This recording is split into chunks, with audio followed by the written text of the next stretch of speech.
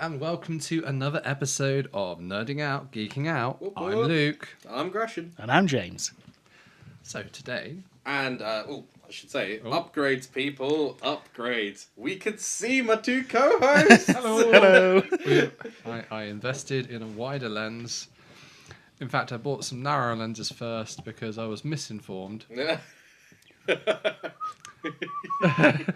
then I bought a wider lens.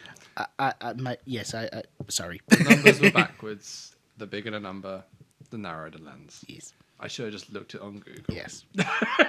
So yes, we have a wider lens so you can actually see us now. I'm so sorry. If you need counselling for the visual aid that you can see now, it's not my fault. I was born like this.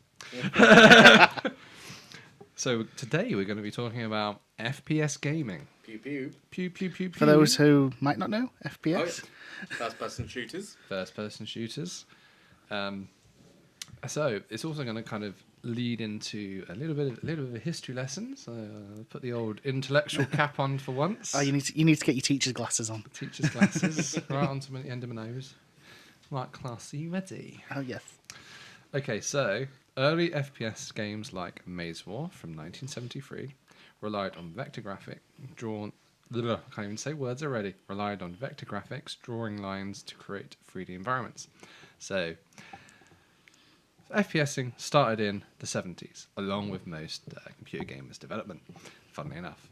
The first one, Maze War, was a basic line drawing that was on the screen. Green lines, because of I think it was something like a BBC Micro style, where you've just got a single colour on the screen, being green. You might recognise it in certain films such as Alien, where they've got all of the text in green. I've seen it, Yeah, so... and these were all developed at a similar time to other early video games, mainly at campuses like unis, because the students want to push the boundaries of the technology they've just got given. There's some interesting facts on the fact that the early games were actually made on like what was meant to be a supercomputer for extreme scientific analysis. Bear in mind, a stupidly powerful computer back then, a supercomputer, Yes. is less powerful than our phones. By a lot. Like, our phone is more powerful than the machine used to go to the moon. Yeah. But like, it's just a crazy fact. Yeah. Yeah, it's just ridiculous to think about that. So these were essentially fictitious environments. So they looked 3D, but they actually weren't 3D environments.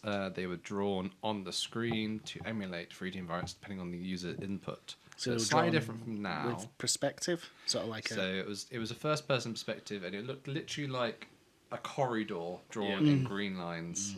You'd walk down it and I think throw things or attack things, hence the name Maze War. So in terms of like other things, it's quite simple.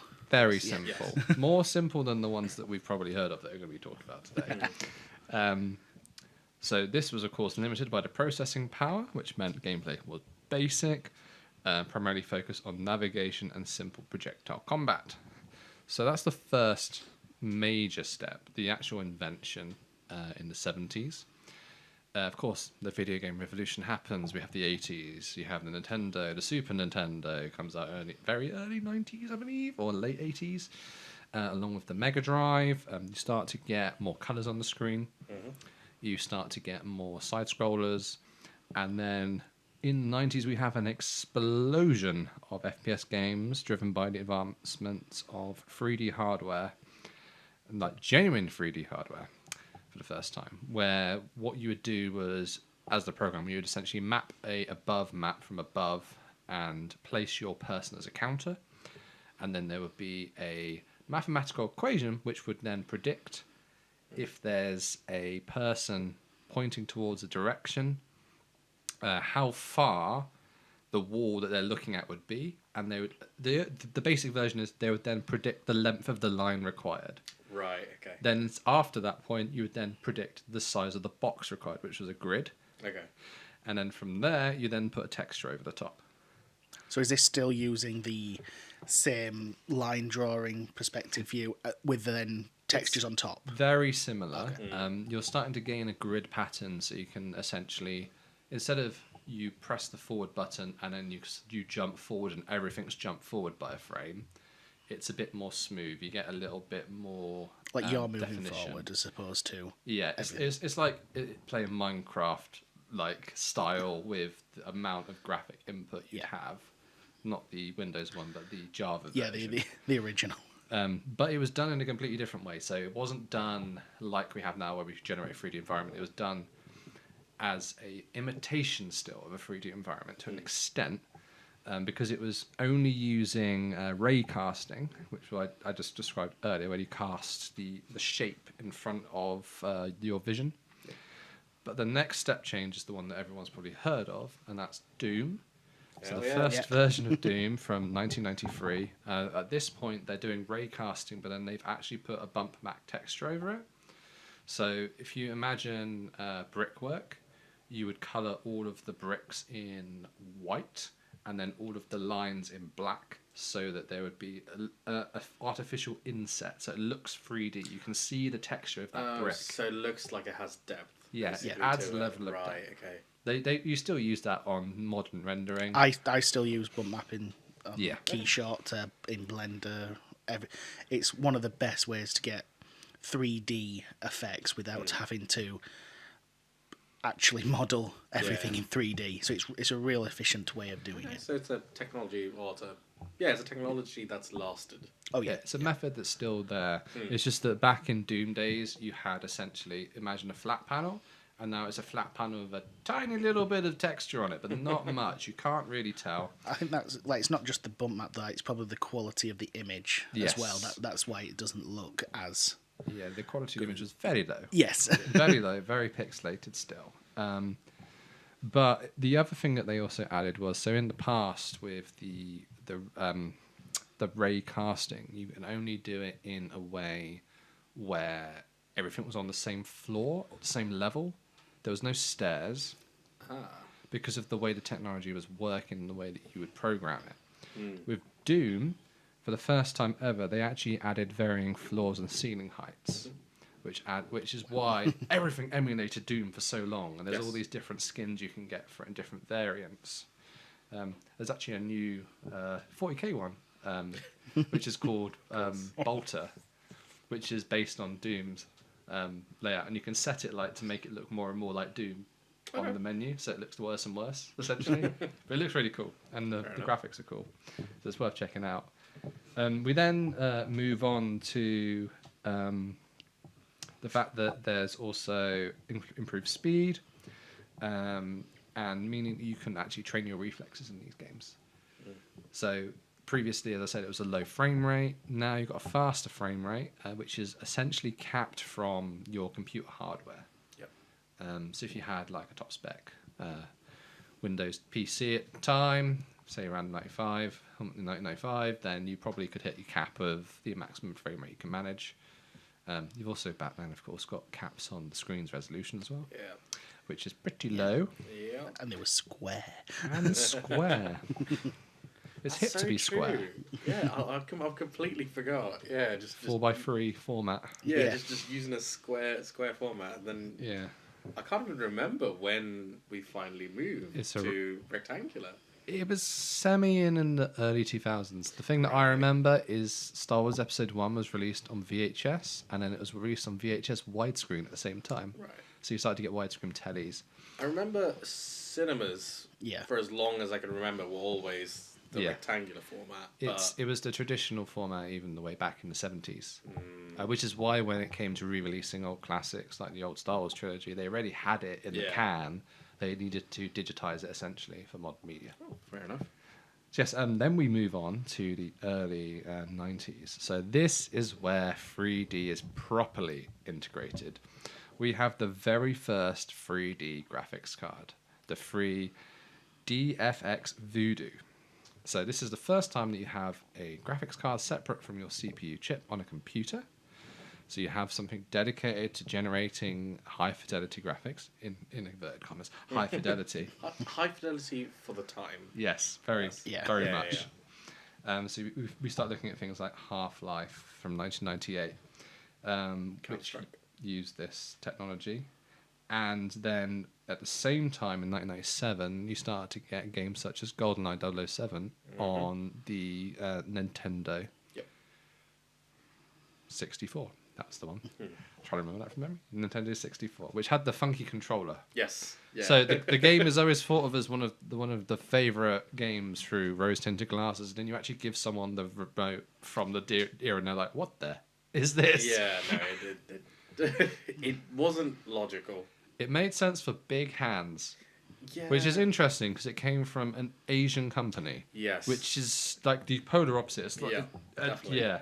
Because I didn't struggle, but my mate, who was like half the height of me, was always struggling with it. So this demonstrated the potential for console FPS gaming.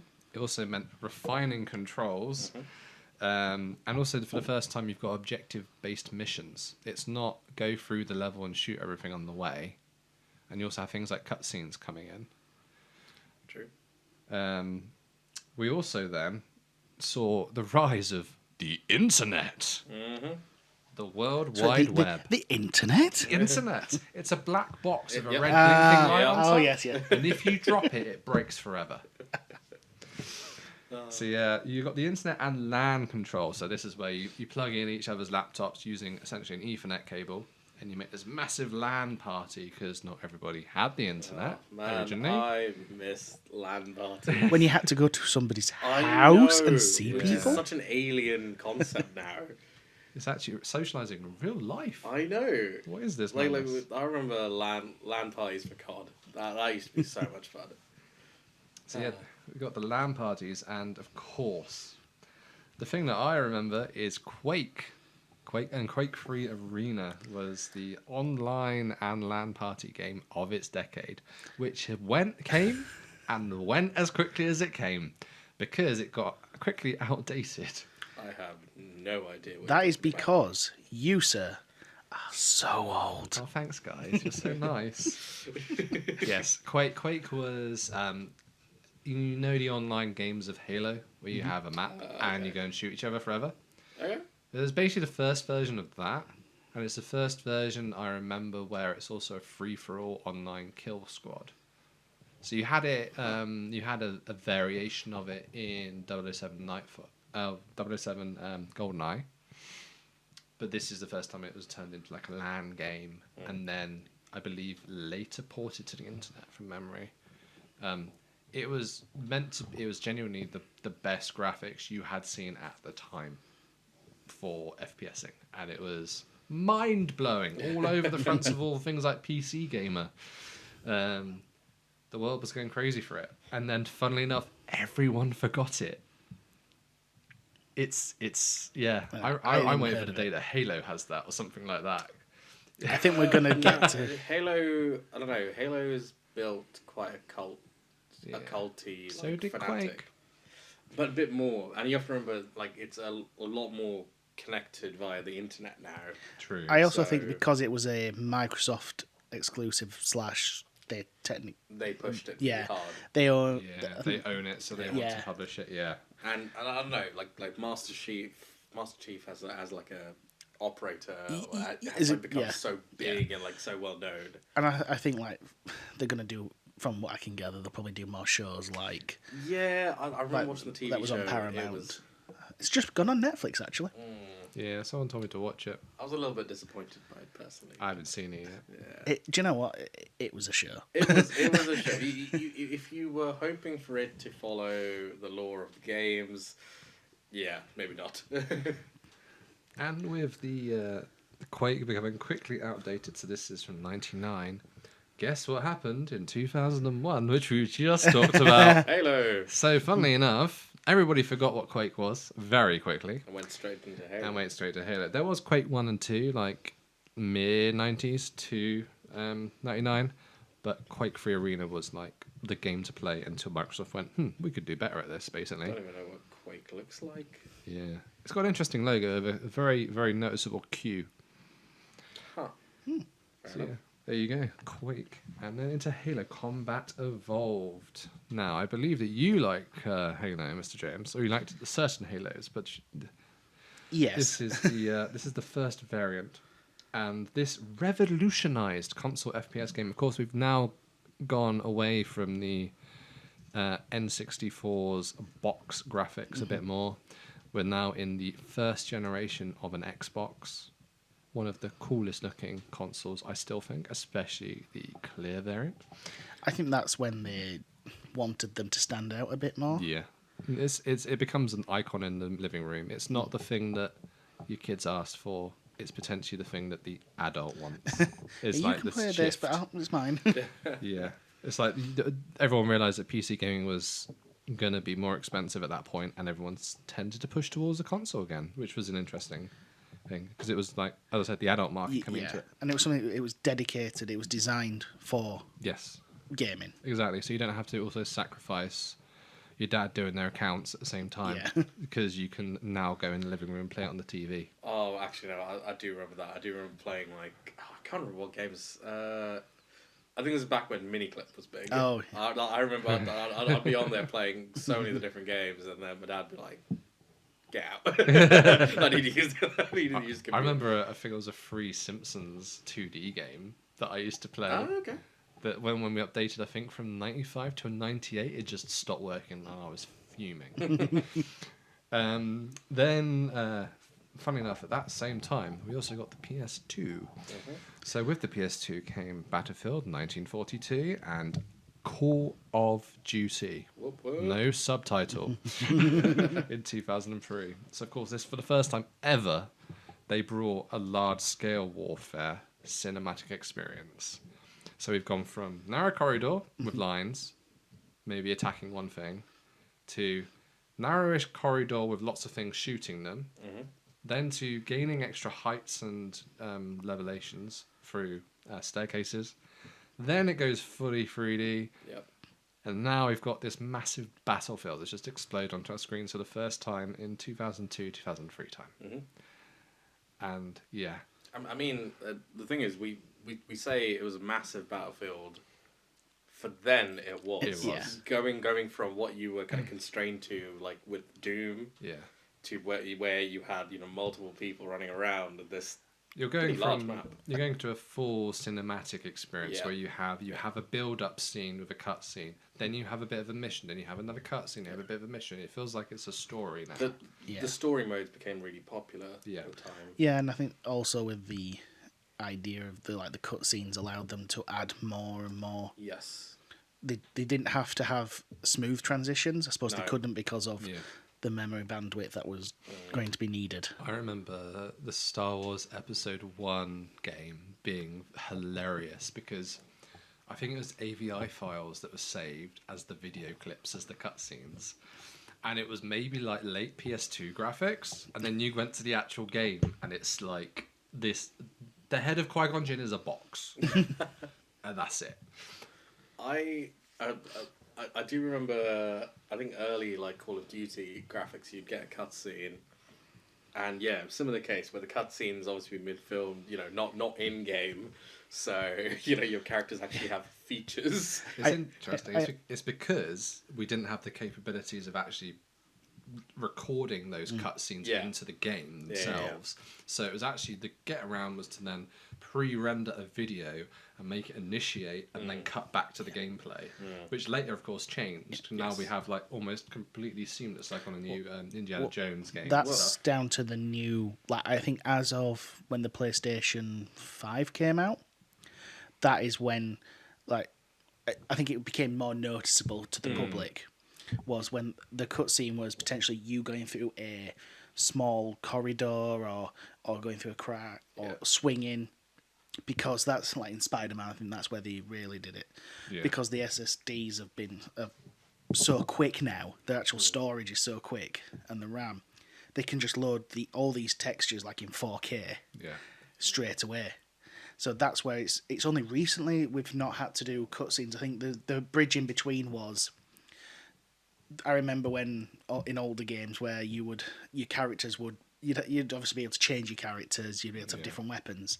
You'd go to the cutscene and you'd go back to the stock weapons. You're like, hang on a minute. No, I think now you have now you're in a position where you have cutscenes where anything that you've changed or any new characters that you've forced into the area will still be there and they'll be all happening live.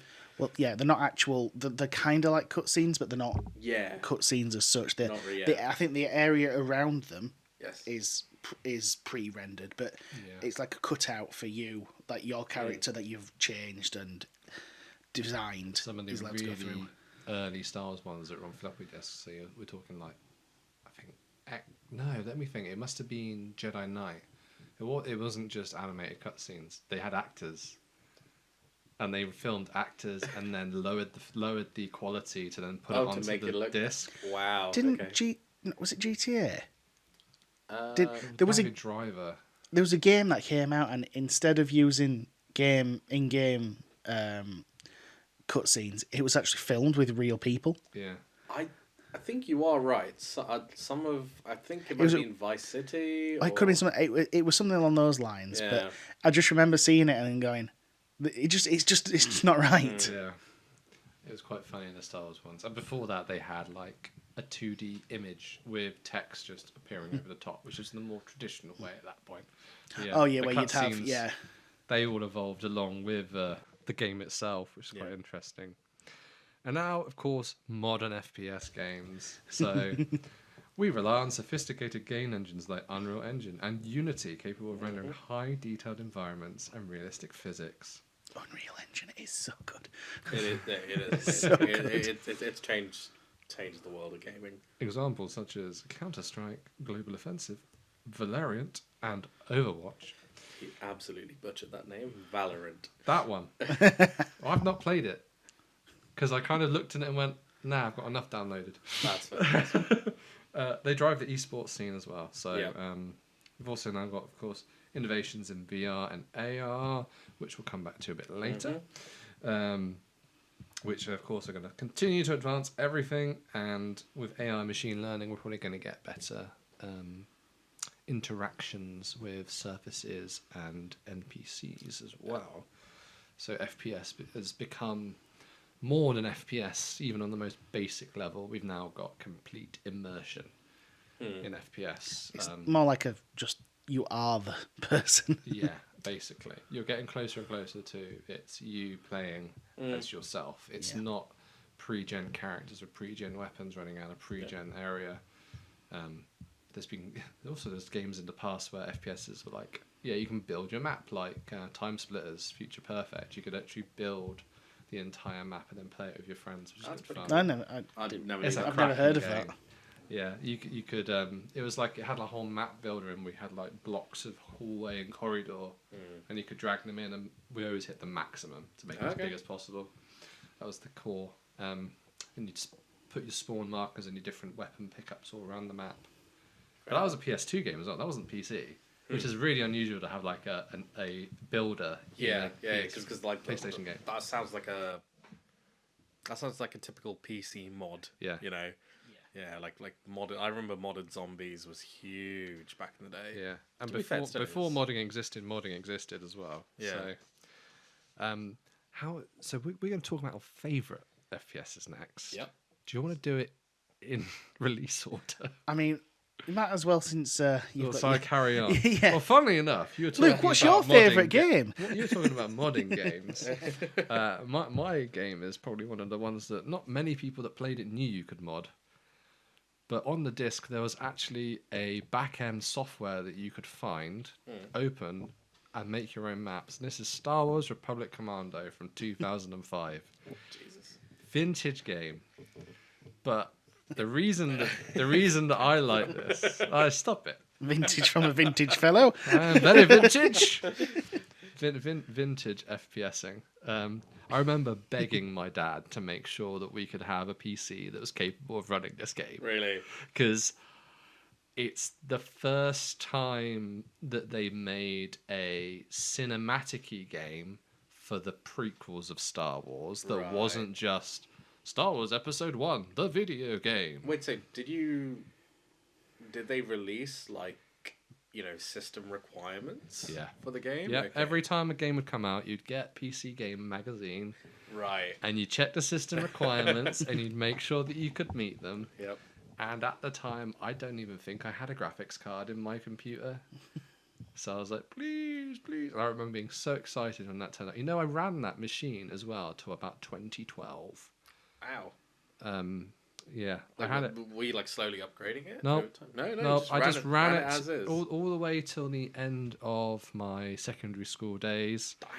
Damn. Because I didn't game.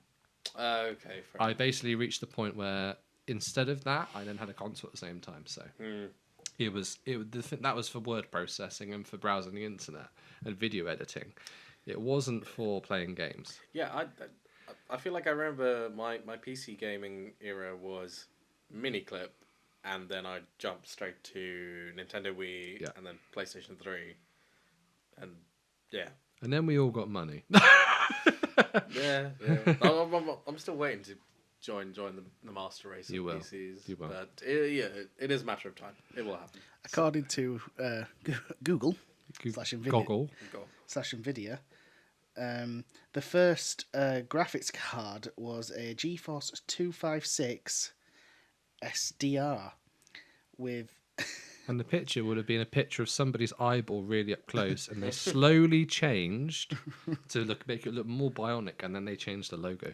recommended gaming resolution 640 by 480 was the lowest, and the biggest was just shy of 720.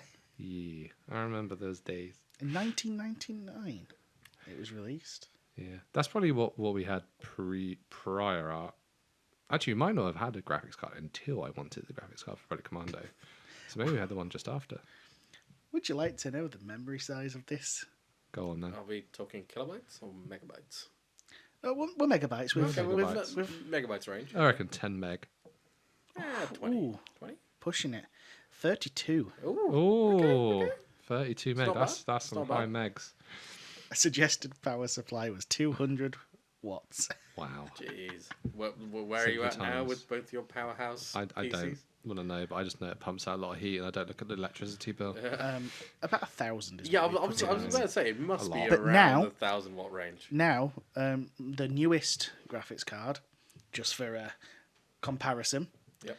if you go for the 5090, Which isn't even new, right? Because there's a newer... the No, it fif- is the the latest. Oh, it is 5090 is 5090 the, the new- newest is one, the okay. newest, and if you go for the water cooled, the best one you can buy. Yeah. I watched a video on Linus Tech Tips. It cracked 600 watts just for the power supply, just for the graphics card. You're Whoa. joking. No. Wait, so if you were to add up Chunky. everything else, what are you looking at? You would probably need. I mean, if you want to go by Are the you old approaching 2,000 law, watts? if you want to go for the old law, you need about a 2,000 watt power supply. 2,000 watts is heater territory. Yeah, That's crazy. but like it's 600 for that. Plus, you've got probably some 200 for your CPU. And the old rule was you always over spec, so it Yeah. lasts longer. Yeah. Realistically, you'd probably get away with 1,500. Well, I suppose if that's the way you're going to go, you don't need to bother with heating. It just shows the difference between 25 years can make. So Yeah. I'm talking about something from the first version of that graphics card. Well, yeah, not the latest. Yeah, you're talking I'm probably the second generation of this one, if that. Yeah, Oh, the GeForce 2, I bet you were looking at. sounds about right. I remember GeForce being the only brand, and I just remember going in. I think it was PC World and seeing them all the boxes and remembering the eye. The eye really stuck in my head, which of course they've kept and kind of regenerated into their green eye logo. Yeah. But it used to be like they tried to make it look higher and higher resolution. They've kind of hidden it, really. Yeah. Now. Yeah, back to my game. Sorry. So, Star Wars Republic Commando was a gritty, tactical first-person shooter set during the Clone Wars, specifically just at the start of Revenge of the Sith. So, it follows a squad of Republic Commandos, which are special ops, slightly modified to a normal clone. All have their specialisms. So, you've got Boss, who's the squad lead. You've got Sev, who's sniper. You've got Scorch, who's explosives, and then you've got Fixer, who's technical. I believe that must have inspired the TV show. It did then get pulled into the TV show by a fan demand. Wow. Oh, wow. Yeah, so it's a very big following. It's still one of the outfits I still want to build for cosplay, actually, That'd be cool. because the armor is sweet. They're like rugby style clone troopers, the way that they look. Okay. somewhere close to the Halo armor. But yeah, it takes part in Revenge of the Sith, and you're basically at the start of it. You are at the tail end of Attack of the Clones, where they have the Battle on Geonosis. You're a small squad that's dropped in, and your training level is going across the battlefield, learning how to use grenades and guns and stuff. But for the first time, this is within the Battle of Geonosis. Yeah. Okay, so you're fighting. so you're in a trench basically, and you can see the battle going on around you. That's cool. And the fun thing was, the target market of this game wasn't kids. So if you stab something, Yeah. such as a droid, you sometimes would get a burst of oil over your visor, and then there'll be like a blue line that would go down like a wiper. And the same would happen with blood. Okay. For various creatures, and Geonosians were like this almost like, you know, when you splat a bug, it goes like yellowy, Greeny. It was yellowy that kind of bug. on your face. Lovely. So yeah, it was like aimed at adults. Bugger. It was the first like gritty-ish game that we got for Star Wars that was a bit more realistic. Yeah, bit gory for a. Yeah, traditional Star it Wars was game. sweet. Yeah. Especially the way the battle droids, if you shot them in certain ways, if you took out part of their leg, it would continue trying to come for you. Okay. And you could blind them, and you could blow their heads off, and they'd still be shooting. And it had a lot of stuff which I hadn't seen maybe for another 10 years after that in other Star Wars games. Like the original Star Wars Battlefront had nothing on the way it looked. Still. The concept of blinding a droid always baffled me. Because you're like so far in the future. You got like all this different vision sensor technology. Still cameras. It's always like, if you shoot the heads, they're going to die. But Yeah, it's like Or the chest, Not and you're like- necessarily. You know. Yeah. But you play Boss, who's RC1138. Okay. That's his serial number, and he commands the squad in the game as well. So you would have a series of hand maneuvers like SAS commandos that you would do, Okay. and the squad would follow what you told them to do. That's cool. So you could Wait, do like breach procedures and stuff. Would you be able to like run to a certain area and your squad don't follow you until you command them? Yeah. That's cool. I like that. So you could command the squad in the game, which was useful for things like if you had a super battle droid, you could tell them to stay put or to take up certain emplacements, which were like highlighted in like almost like a holographic outline in certain areas. Okay. So you say like stay there, stay there, stay there. You run around the back, and then you do the open fire maneuver, and they're all surrounding shooting. Yeah. So it was very like in depth and complex. And the interesting thing was, because it was released just on the tip of episode 3 releasing, it merged into the storyline. So the final piece is you're in Kashyyyk when the Wookiees invasion happens. Oh, yeah. And you're there to try and essentially help Tarful, who's the head of the Wookiees, to escape and to help. And then you have a scene where like you look through a crack in the wall, and Grievous has just landed, and he comes off the ship, and then you've got his 2 droids, and then the droids come after you, and you have to take them out. Do you have to fight Grievous? No, you don't fight Grievous. Yeah. The great thing about the game is this was like, I'd say, the first time they did a good job at giving you the role of a small character. Yeah. So you don't have interaction with the main character other than a very brief cameo from Chewbacca. That's And fine. you also get a holographic message from Yoda at one point as well. Like right near the end.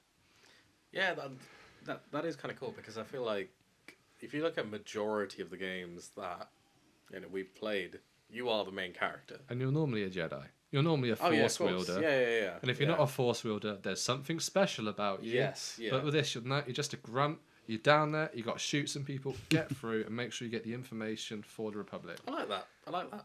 So yeah, it was a nice immersive game, and it's always going to have a very special place in my heart. I actually did buy the Nintendo Switch re-release of it a few years ago and play through it again. It's still a cracking game. The graphics, of course, look a little bit older now, but in fairness, I have to say that it was at least a decade before they looked out of date, because they did such a good job at their texturing. So because they were making it look gritty, it wasn't like a completely white set of clone trooper armor. Everything had like battle damage and stuff on it, Yeah. which you just didn't see in games until like maybe the Jedi games, Yeah. like Fallen Order. So yeah, that was good. And I got the spec. I found it. It's down here. So you needed a Pentium 3 or Athlon 1 gigahertz or faster CPU, Ooh, we're going back in time. 256 meg of RAM, and a 64 megabyte 3D graphics card with a vertex shader and pixel shader capability. And the thing that everyone has forgotten in recent years, I think, you also had to have something called DirectX. Oh, DirectX 9.0. I remembered every single game that came out, you had to download a new version of DirectX. So yeah, back in old days, Back in the day. it's quite interesting with the size of games. How they've just they were tiny back Yeah. then, and you Yeah. felt like you got more story for your memory. And Yeah. now they've just reached Yeah. stratospheric levels. Well, I was just looking on, and like early games, like you were saying, like Doom and Quake. I don't know. Did you ever? I did play Quake briefly.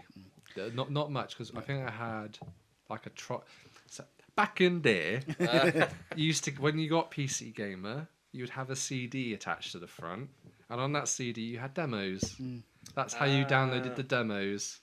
I see. So I had the Quake demo. Oh, I was gonna say the small discs that you used to get. It was a full size disc. Thank you very much. And they then swapped to DVDs for a brief moment, because it was the only way to get the modern games on a disc to the person, and the internet wasn't good enough to tell them to download it yet.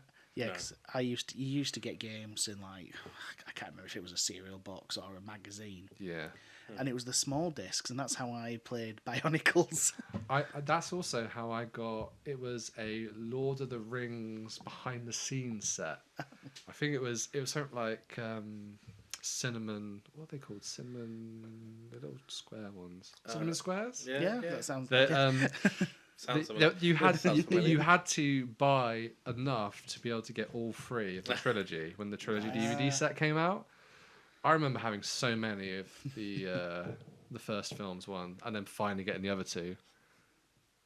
But like games like that were 10 to 50 megabytes in the 90s. Oh yeah. Good lord. And then you go up to the sort of the 2000s, which is, as Luke said, like the rise of 3D graphics and quite a bit more detail in the environment.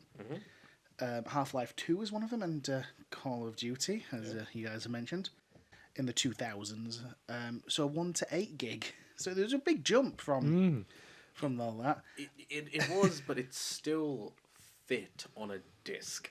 Yes. The one problem that you might not have experienced though, because you're on console, was if you're trying to access 8 gigs of data from a hard drive with a moving disk in it still, it's slow. Your load times were astronomical. I think that was also down to the fact that there wasn't enough RAM for it to store onto, so it couldn't preload it. Yeah. Whereas I suppose Yeah. consoles were more.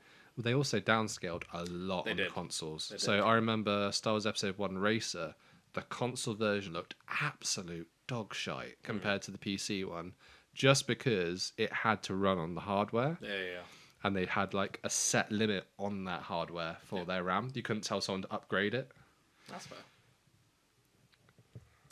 I mean, like back in when the original Xbox, I nearly said the Xbox One, the original Xbox. Yep. The original Xbox had an 8 gig of internal hard drive space. Whoa. So I suppose as time went on, I mean, I remember the 360 managed to get. Yeah. I think It it was was. 16 and 32s, wasn't it? 360 wasn't too bad. PS3 also wasn't too I bad. thought I remember you could get an upgrade for about 120 gig. Yes. Off the top of my head, I think that was when you could actually like remove the storage on top. Yeah, you could. You could buy a block that would attach. Crikey, I forgot about those. Yeah. There was a box on the back on some of them as well.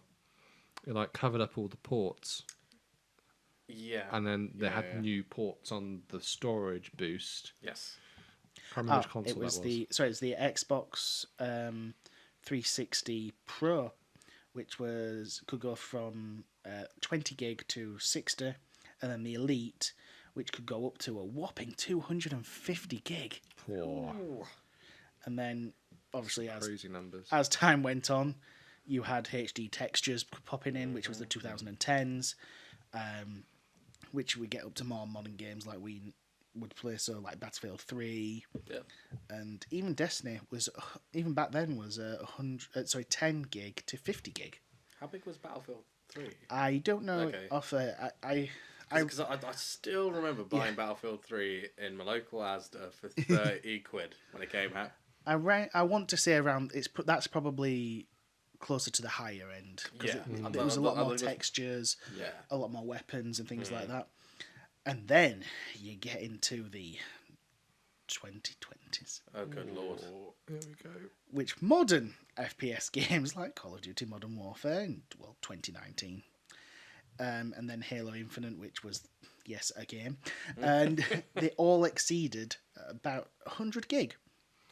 Poor. So we doubled in less than... Why the hell do they keep selling discs? I don't get it. They barely have enough storage to even load up the main menu. Mm-hmm. You literally put the disc in. I'm pretty sure I bought one for my Xbox, and I plugged it in. It wouldn't even load up. It was like, sorry, I need to do this 100-something gig download. They've become a key. Yeah, That's all I found At they least you are. got a disc. Last time I bought inverted brackets, a disc, yeah. it was Cyberpunk, and I opened the box up, and there was a cardboard disc with a key on it. You're joking. No. That's outrageous. That was the last time I bought one. I was like, well, this is actually pointless now, outrageous. isn't it? No, it's fully entered the realm of just, there's no point. There is just no point. Sorry, just reading through my notes. Call of Duty in 2019 was 175 gig. Call of Duty just took the piss. And the annoying thing is they knew that they could. Yeah. They knew that they could because they built up such a big following. Yep. And everyone was on it. So I don't know. I think before, when like the system requirements were quite tight, they really focused on making the game as efficient as possible. And then once we kind of had this massive like tech boom, where everyone's requirements are getting everyone's specs are getting so much better year by year, they just said, to hell with it. I'm not going to bother trying to make this as small and compact. I think it coincided with the price of memory.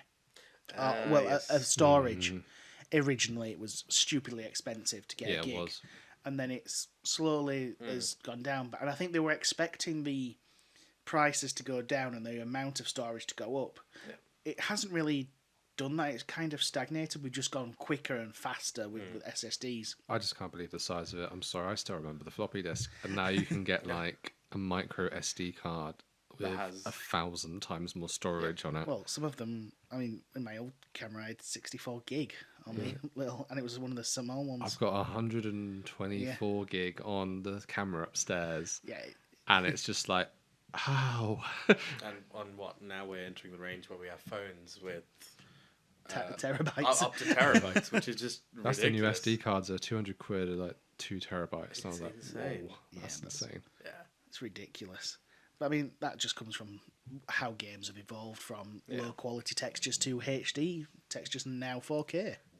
And from the 2 to 3D revolution. I suppose that also brings on to one of my games, which is Halo, which has been remastered and went from low-ish, looking back, quite bad graphics, but for the time, it was very bright. It was very bright. Do you remember the old Hulk film? Yeah. It was that bright green. Yeah. It was very futuristic. Aliens was aliens. It wasn't dark and grimdarky like the new ones. No. It was very much you fought up in the open world, and even if you went into these alien worlds, they were very man-made structures because they weren't made by the aliens. If you go follow the story, they were made by some other beings. There's a lot of lore I could go into. There's a lot of lore. But I think for this, we'll stick with just gameplay. So yeah, you got Halo 1, which, as Luke said, came in 2001. I didn't really get to play Halo, I would say, till 2003. Oh, so 2003. So Halo 3, which was 2007, and Reach. But Reach was one of the ones I think was. I get the feeling it was the most known at the Is that the time. one where it's Black Ops versions? Oh, now we're going testing my memory. I remember someone being really excited at school because they'd done Halo and they'd done this new version where it's like the Black Ops Halo. Oh, It's yes, like there was sleeker armor and Well, that less Master Chiefy. yeah, that's when I think that's kind of more the remastered ones, where they brought out these new sleek Spartans. Are that's kind of how I think the story was ruined. So you go from playing Spartan lot with where is John 117. He is the sorry, I thought you were saying he is the he's the hero of the story. Yeah. He is feared. I can't remember exactly what they call him from the other aliens race. Along the lines of the Destroyer, probably. Bit of a wank. he was like, I think that basically he was like the devil to them. He protected Earth. He was genetically altered to be trained from a child to be the ultimate warrior. They all were, but he became the best. Yes. They were taller than people. They could think better. They were just like an evolved human. So you use this. You are this character for many years. You go from the first Halo, Halo 2, Halo 3, and Reach, where you discover new technologies. You save Earth countless times. As much as you can, and then you go to find the rings, which is what the whole story is based on. And they were basically designed to, I think they were called the Forerunners off the top of my head, where they were like the first they were humans, but they were advanced humans, and they created these rings which would wipe out life in the galaxy. Now that was down to they created this because it could create life but also destroy it. And the reason why it could destroy life was because of this flood, which was basically a parasitic swarm of creatures. And it was the only way to get rid of it. Yeah, because you couldn't actually destroy them. Yeah. But if you wiped out their food, which was living creatures, they would die off. Yeah. Now, apparently one survived, and I believe it was part of an experiment. It was left in I believe one of the, I don't know if it was Forerunners. I can never remember. There's quite a lot of story. It's been a while. They some of them were scientists. They were curious people. So I think one of them survived as an experiment. Got loose and obviously evolved into the Flood, which you have to then fight in the game. Now, I am all in the game. I always run out of bullets. Always. And there is one bit I managed to get through it once, but I decided to replay it not too long ago. I failed miserably.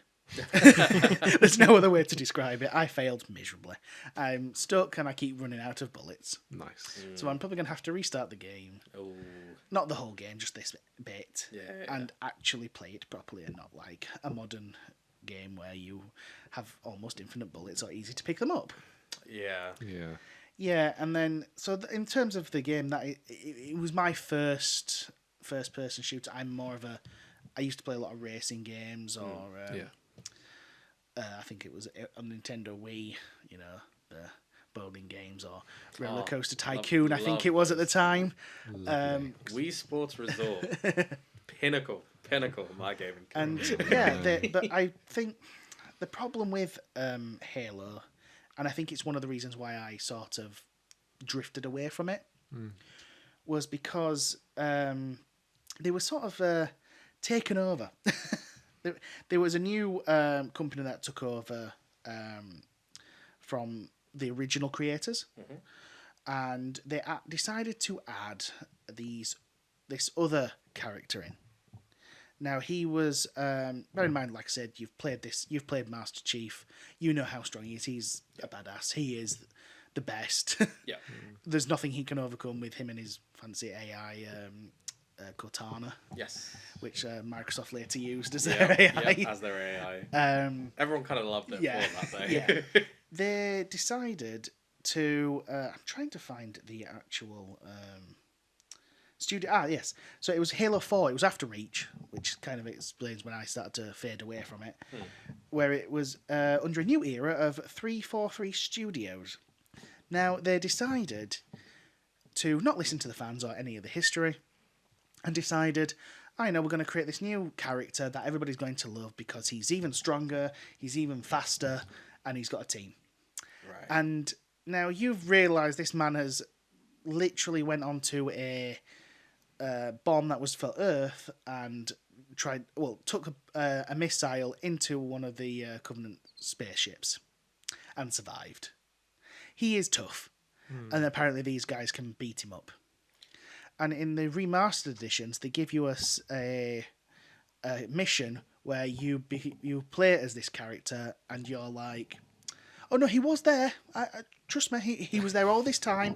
He was making all the. He was really good. Yeah. Believe me, he was really, really good." And then at the end of, I watched a few gameplays recently, and you end up basically beating up Master Chief.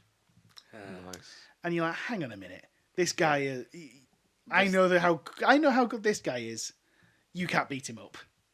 So I think that's kind of where I just sort of lost faith in the franchise. I mean, considering like the game is like renowned for Master Chief, like you've got the Master Chief collection, They which even everyone changed. I believe there was a pre-release or something along those lines where they actually changed. You know how they have the Master Chief helmet? Yeah. They changed it to this new guy, and he was going to be the main character. And obviously the fans took that really well, and definitely didn't try and boycott that and complain a lot. Nice. They would never. But yeah, that's kind of how I I fell in love with the sci-fi-ness of it. Yeah. But It's a cool world. yeah, it's a very cool world, and you go on to lots of different Planets. I and have a lot of fun memories of the Yeah. first Halo demo. Oh, really? There was a cult following of the demo version of Halo where you could only play, I think, one mission, and then there was one map online, but they didn't disable modding. Oh. So this one map turned into 1,000 maps very quickly.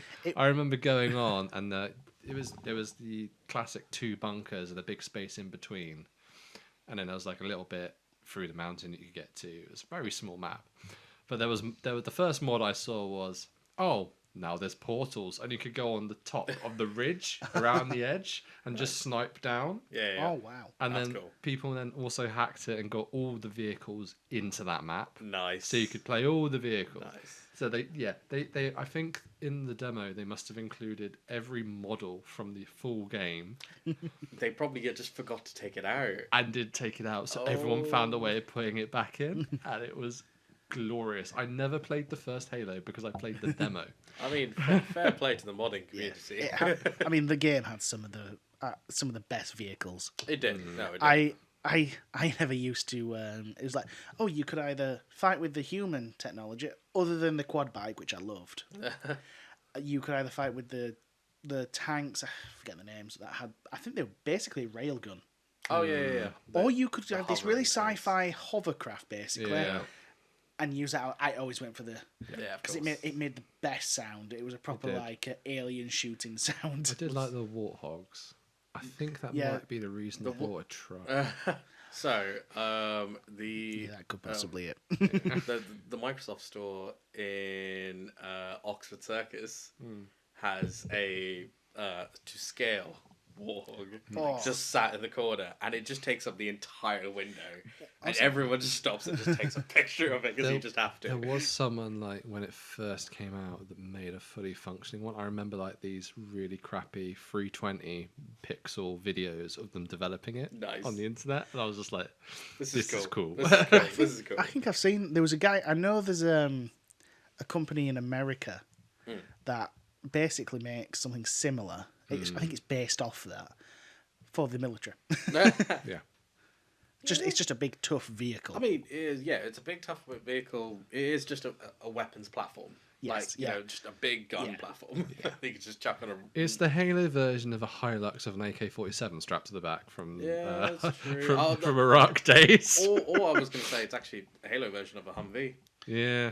Yeah, traditional Humvee. Also, really. what I really liked was all the actual vehicles had unlimited bullets. Mm-hmm. So for me, it was great. Yeah. I forgot that. Yes. I think you only had to wait for them, like, To cool down. yeah, Yeah. They would Yeah, smoke after a Yeah. while, and then they cool down and be fine and again. you're like, oh, I'm fighting it, woohoo! Which made no sense, but you know. Yeah, which is why I always did well when we played COD with the infinite, Yeah, Yes. of course. because that's how I grew up with playing games. Yes. Yeah. I think that pretty much brings Yeah. it on to me. I might do a bit of a twofer, but we'll see. Pushing it. I know, sorry.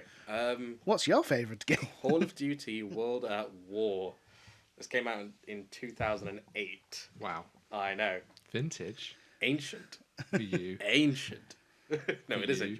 ancient. Nah, because I think that was like probably the first like shooter game that I got into, but it was all story mode, and it was so in depth because you it was cool because you got to play as a US soldier for some of it, and then you also got to play as Reznov, which was a Soviet soldier. And like the voice Nice. acting on it was brilliant. You know, there was always like casual RPG. mentions of vodka. You know, Vodka. vodka. Well, or just like, you know, anytime like one of your soldiers gets like injured, like anytime any of the US soldiers gets injured, because they finally meet up towards the end, and you have both your main characters kind of do, and like anytime somebody gets soldiers, like get up, it's fine. Nice. Build harder in Just Russia. only bullet. You know, you are fine. But like that, it was.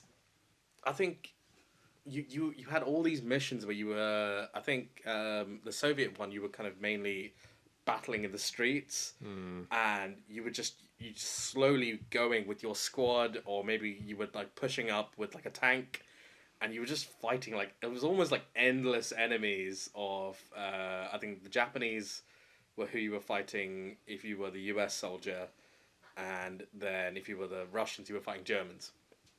Yeah, and it was so detailed, and there was, I know it's not open world as we say open world is now in current games, but it still felt pretty open worldy. You know, Yeah. even if I could cross the street into the house, you know, across the road, that was new. You know, it gave you a chance to get a new angle. I think that was one where they really introduced the concept of bullets as well. You know, when you ran out, you would run over to an enemy that you'd killed, picked up their weapon, and you'd be running around with it. And you'd very quickly find weapons that you liked, and you'd kind of stick to them. That was really cool. But this is where actually a fair few people don't actually know this, but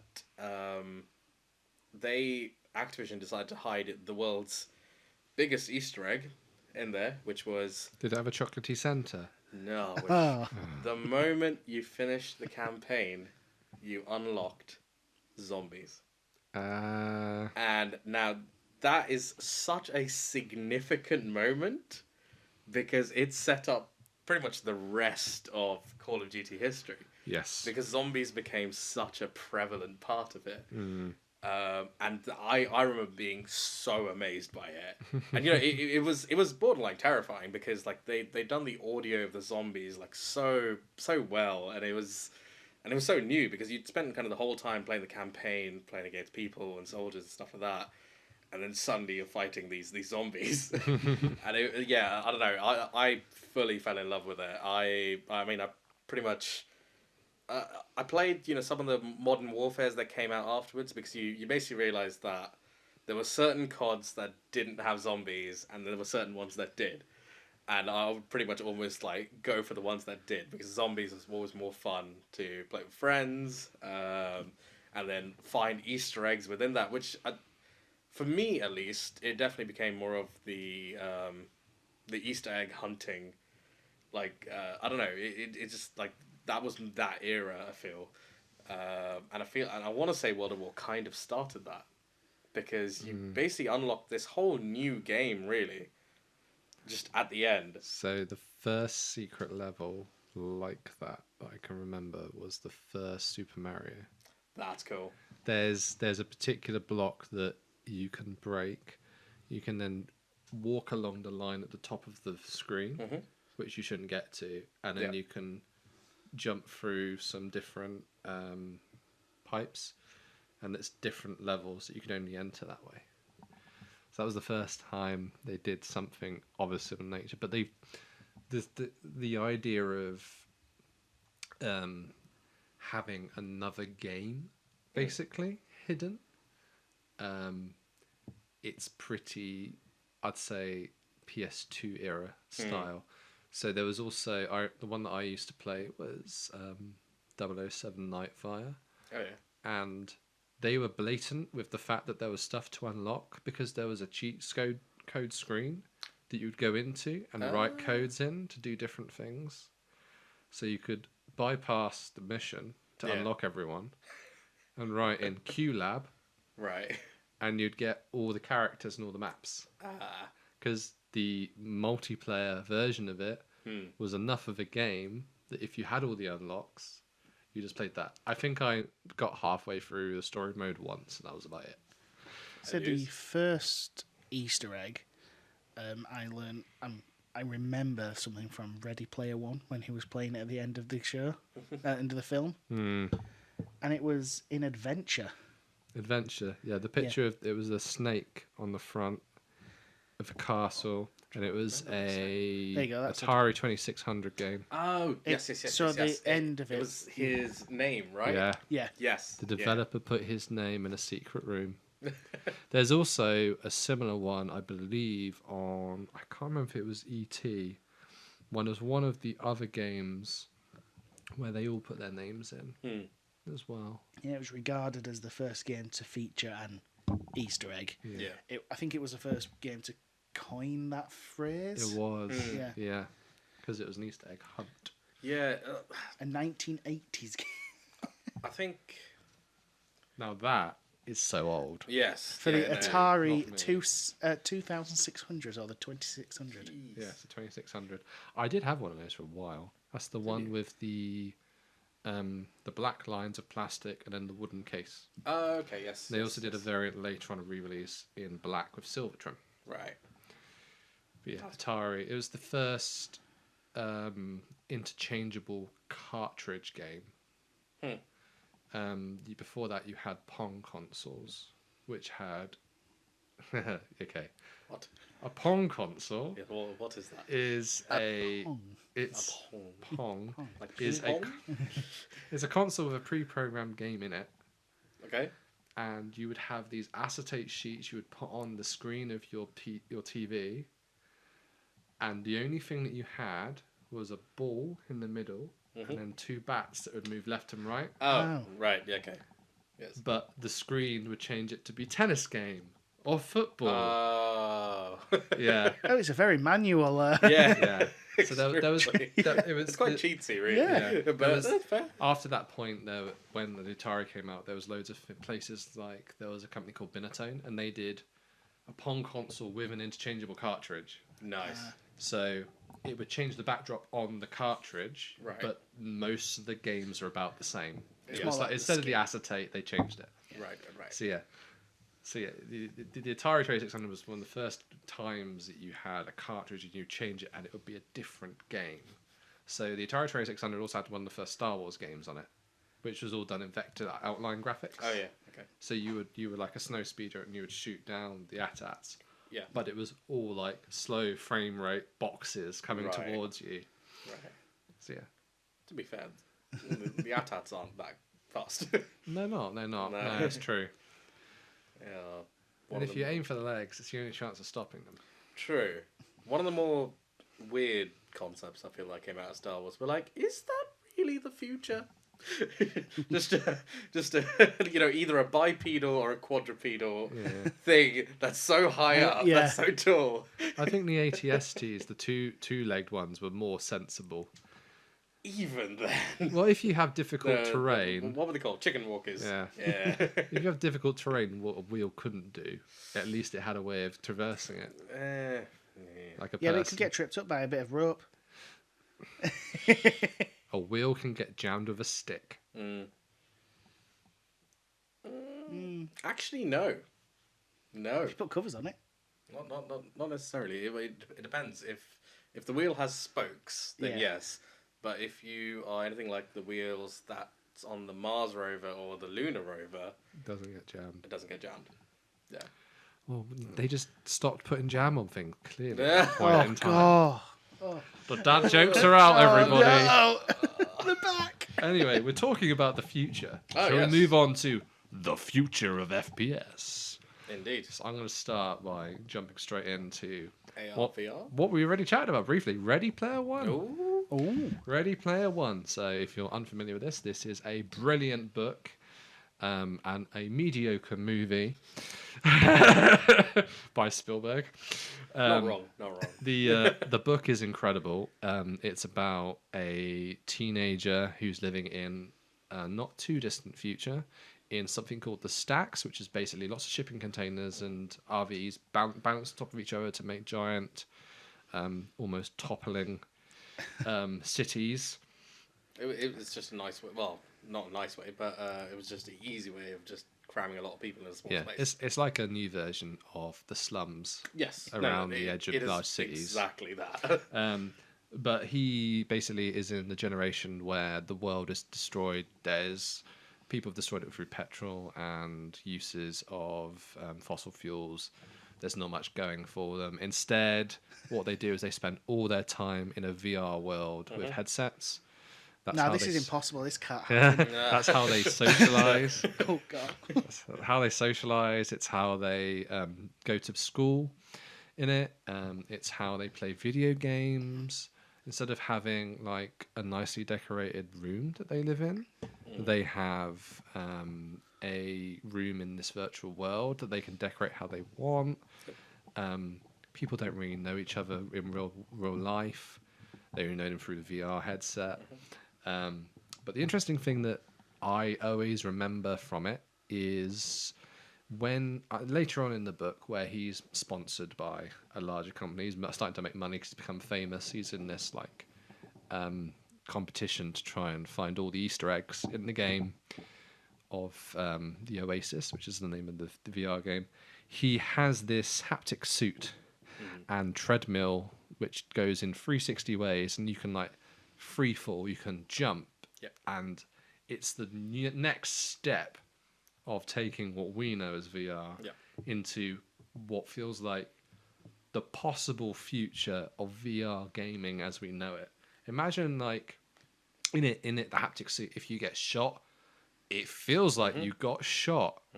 Who knows if that's too far? Who knows if that's what people want?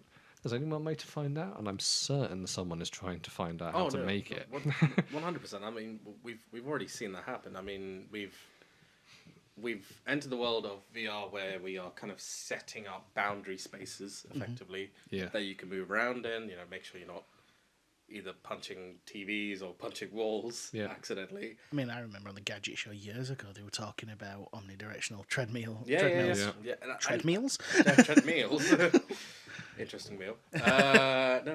Disney I have made remember one. seeing that. Disney made one, I think, recently for their creative thing that they do for their parks. That one was actually really cool because if you go back to kind of the Gadget Show one, you kind of had to put on these like big shoes basically that had grooves, and you were standing on a concave grooved plate that had omnidirectional And it grooves. just held you in suspense, basically. You were held in suspense. You were kind of like seatbelted in, pretty much. Yeah. But even then, anytime I saw anybody go full pelt at it, Oh, you nail it, yeah, it looked like you were going to fall over every time. The interesting thing that wasn't... The thing is, that we're talking about this book is not new. No. Okay? No. I can't remember how old it is, in fact, but it's definitely before Fortnite. It's before we actually had a decent VR headset. I remember hearing about it probably around 2013-ish time. It's when I first got the DeLorean. Someone said, "Oh, have you heard Ready Player One?" Because in it he has a DeLorean with a Knight Rider light on the front, which is 2011. there you go, pretty close. Yeah. So this is actually predicted a lot already. So Yes. one of the main things is skins. So in it, you can be who you want based on any character from all of pop culture. Guess what's happened in the last 15 years? Yep. I mean, what's happened in the past 2 years Yeah. with Fortnite? That's crazy. It's just every single franchise you can get a skin for it in Fortnite, Call of Duty, Siege. Yep. Can you in Siege and Fortnite? That's right, in Call of Duty? I never Yeah. knew that. So yeah, Most recently, it's been that Warzone. what's it called? The thing with the mask and the red suits. That was the TV show. Oh, I know what you're talking about. Oh my god, Korean show. The Korean show, that one. Oh, But yeah. Haha, made them all forget it. Look at that. That is the power of my voice. But yeah, every Squid single Games. Squid Games. Squid Game. that's Every the one. franchise has been turned into a skin now, Yep. and you can play it in all these games. That wasn't heard of back then. No, like before that, the only skins that people really cared about were weapon skins. Yeah. But I think the only game that I could think of that had something weird about it was CS:GO. You remember like how much money because all the weapon skins you got them from random boxes. Yeah. And each of them would have a skin, and it would also tell you its condition. Yeah. And oh my god, the amount of money that was spent on these weapon skins, and that was Alien. Yeah. But now you've got the same thing happening with like your character skins, which generally for most of the game you don't even see. No. correct me if I'm wrong here, would Fortnite be the first to really push the the skins of the person as well as Definitely. the At weapons? least franchised ones. Yes. Yes. So I remember before there was Call of Duty games where you could spend real people money to get skins, and on top of that, the other one was GTA 5. Oh, of course. Yeah, GTA 5 had a lot of it, but they didn't do franchised skins. No. They did their own IP only. Oh right, okay. Until later, when Fortnite was out, when they did things like the DeLorean and they did the Knight Rider car. But even then, they renamed them. But also I suppose with games like Fortnite and PUBG, they were games where you actually saw the character. Yeah, and you also see each other's. Yes. It's not hidden in just your menu. No. Which I remember Republic Commander, the mod scene was you could change every character's skin, but no one else can see it. Right. Okay. In fact, I think from memory, if you changed your skin and they didn't have that texture, they would appear as a plain white Republic Commando Oh, okay. because it would not recognize it and put default on. Right. Okay. It couldn't share. Yeah. Because obviously that time it would. Yeah, it wasn't a thing that was easy to share like that. But nowadays, everybody's skins are loaded into the map when you open that map with those people on it. So that's why a lot of the games take so long to. Yeah. Yes. That's okay. Everyone's got these The silly fact that in games. 2011 somebody thought about that as well as the future of VR. Yep. Future of gaming. Yeah. Yeah, well, what the future would be, because back then I would say VR was mainly for hobbyist / engineering / probably military. Yeah, it really was. It was being primarily used for drones. Yes. Way back when. Interestingly, they also predicted the synthwave recreation of the 80s in a lot of pop culture that's happened in the last few years as well. You've got all these really bright, colourful clothing coming back in. People are listening to synthwave, and there's things like was it the Holiday that did that 80s style track that came in. I mean, like vinyl's coming back even. Vinyls come back in. Massively. I remember it's sort of on the The peak. weird one's cassettes. Yeah. People are listening to cassettes again. No, so I genuinely think this is something that Marvel might have accidentally started Because of Star-Lord. yeah. Star-Lord. Yeah. Because ever since then, I remember the like just everyone was like, oh my god, I want this game, I want this music. Yeah. on a cassette, and I was like, really? I am still pissed off that I can't get a hold of that Sony Walkman. I had one in my basket. I was going to buy Really? one.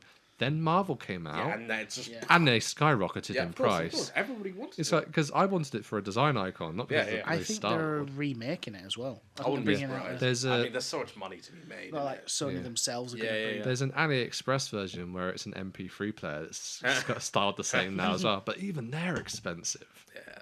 It's Look, just the if aesthetic. there's money to be made in it, they'll just- do it. It's just crazy.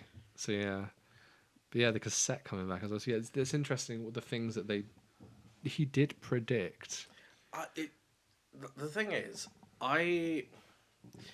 it's hard to tell. So some of it was predicted, but some of it could actually be happening because it's influenced from the book. Yeah, I was Yeah. just going to say. Because obviously the book was, it became quite Yeah. popular, and like the concept of the future kind of became quite popular. rather than being predict like that. it, did he set it in motion? Yes, yeah, exactly. That's So true. it's a bit of a, it's an interesting question, because you know how you said in Ready Player One, you wouldn't really have like a well decorated room and stuff, but your Yeah. room in VR. Yeah, And I remember getting the first Oculus Quest. That was actually like this was revolutionary at the time, because I say revolutionary, it's like 5 years ago maybe. It actually had its own power supply, so I didn't have to be hooked up to a PC. It Yeah. could run it all in house. Your main menu was your bedroom yeah. that you got to change the walls. You could change how you looked in the mirror. And that was the main menu. That was how you always started. And I was like, this is very Ready Player One-esque. Yeah. So yeah. So it wouldn't surprise me if that was influenced. I think For some of sure. that was definitely influenced by the book, for sure. And the movie as well. Yeah. Yeah, Ready Player One. That's the future, man. It is the future. Speaking of the future, there's something that actually takes it to another level. That is, it's a newer genre. It's anime. Yes. It's called SAO, which is Sword Art Online. Now that is, it's something called the Nerve Gear, which sits on your head. It's a helmet that basically puts you in a sleep state and sends the signals directly to your brain. Interesting. So it's similar to Neuralink, where it's actually something that's connected directly to your brain. Except this is A lot less fiction. invasive. Yeah, it's literally just a helmet you Yeah. put on that can sort of like ECG, where it can take your Yes. brainwaves, except rather than receiving them, it actually sends things in. Interesting. So it takes you into this other world where you literally are just laying there, and you basically say Nerve Gear start, and it's voice activate, and then it sends you into this virtual world where you can customize your character, your look. But it's based on a game that was created in the show, where it was sort of a magic based game, but it was like a different way of magic. It was medieval style, so you had swords, and the magic was sword skills. Okay. So you would learn when to activate them, when to attack, and you could increase your speed, agility, perception, auto heal, and things like that. And then you got different gear. But all this was in the game, Interesting. and it goes very dark, where the owner, the guy who made the game, Does it traps. turn into a dystopia? Not basically? really. No, it's kind of 'Cause not as dark. Because the other more recent one is the NeuroNet in Cyberpunk 2077, Yeah. where you tap in, you go into that sleep state, and you're surfing the net. Yeah. Oh yes, yeah. And it's like, it's interesting that it's gone from being this thing that we look forward to in the future, in some cases of sci-fi now, and they flipped it over to be a dystopic thing that we shouldn't be doing. Yeah. So Ready Player One, even though the world was a dystopia, the Oasis and the VR headset was the good escape Yes. that everybody needed. Yeah. Because otherwise they couldn't continue.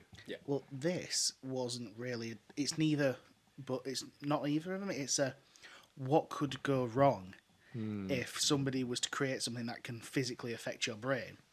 So they trap you in this world, like they remove the actual, because you physically can't move.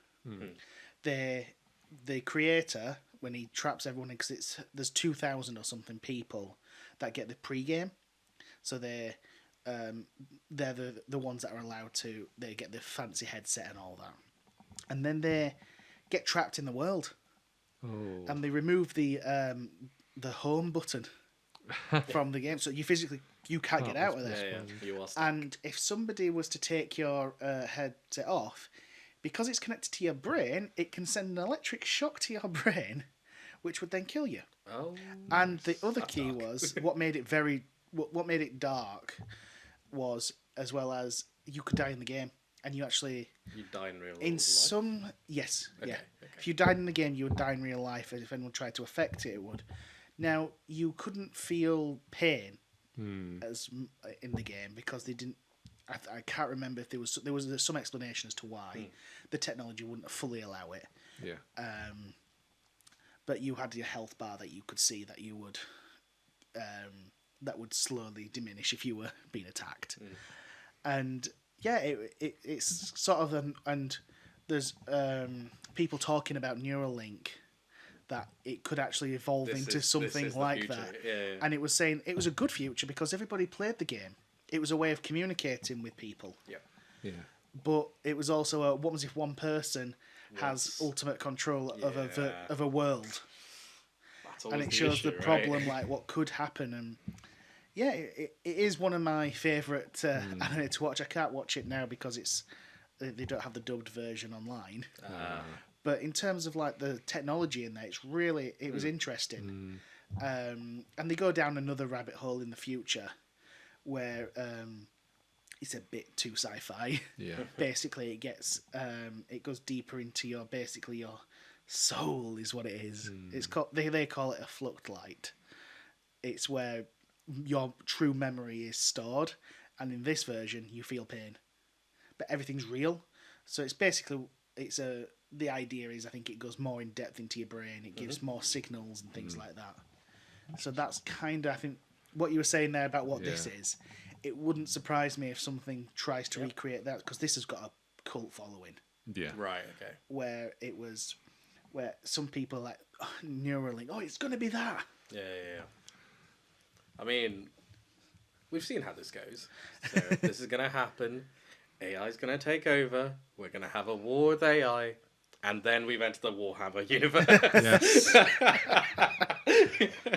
I would say full circle, but... Full circle. You see, the warp is like an ocean. Oh, God. Technology is like an ocean. That is a Lawhammer reference. Right, boys. I think we can call that a do. Yeah. Yeah. I think we've gone through the past, present, and Future. Potentially. Potentially. Future as Yeah. we see it Great right Scott! All we need is a time machine to know if this works. So if any of our viewers have got a time machine, now. Oh, please do let us know. do let us know. This is heavy. Thanks everyone Thank you. for Thank you. popping by. As always, we are now on Spotify, Oh, yeah. Apple Podcasts, Amazon Music, Audible, YouTube. Please complete the poll. We're going to keep doing those. We're going to try and tone in what everyone likes. I think we've got a good idea of what we're aiming for now. Yeah. Bit of a mix where we can go between fact and fiction quite easily, like something like this. And then if we do a core fiction episode, we'll probably then do a core fact episode based on engineering afterwards. Try and keep the balance, the feng shui, as it were. the balance of nerding out and geeking out. Yeah, pretty because we much. do both. Yes. It's just on different things, different levels. But once again, just use the comments. Drop us comments. Let us know what you liked, what you didn't like, and also any topics you want us to cover. Because even if it's something we don't know, we're all engineers. We're more than happy to go spend a little bit of time doing some actual research and come back with the knowledge. I definitely did some research before this. Yes, one, you did. So that I made sure I knew everything correctly.